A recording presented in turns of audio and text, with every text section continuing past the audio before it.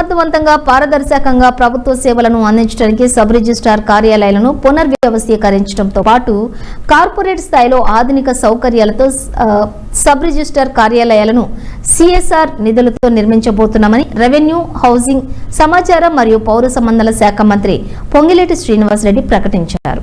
మంగళవారం సచివాలయంలో ఖమ్మం పార్లమెంటు సభ్యులు రామసహాయం రఘురామరెడ్డితో కలిసి రంగారెడ్డి, హైదరాబాద్, మేడ్చల్, మల్కాజ్గిరి, సంగారెడ్డి జిల్లా కలెక్టర్లు, జిల్లా రిజిస్ట్రార్లతో మంత్రి సమావేశం నిర్వహించారు.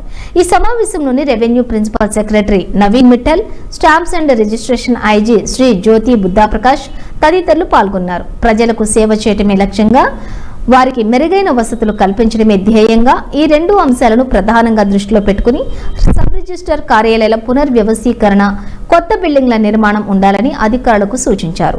ఈ సందర్భంగా మంత్రి మాట్లాడుతూ, రిజిస్ట్రేషన్ కోసం వచ్చేవారు గంటల తరబడి చెట్ల కింద వేచి చూసే పరిస్థితి లేకుండా రాష్ట్ర వ్యాప్తంగా అత్యాధునిక వసతులతో శాశ్వతంగా సబ్ రిజిస్ట్రార్ కార్యాలయాలను నిర్మిస్తున్నామని, ఇందుకు అవసరమైన భూములను కూడా గుర్తించాలని జిల్లా కలెక్టర్లను ఆదేశించారు.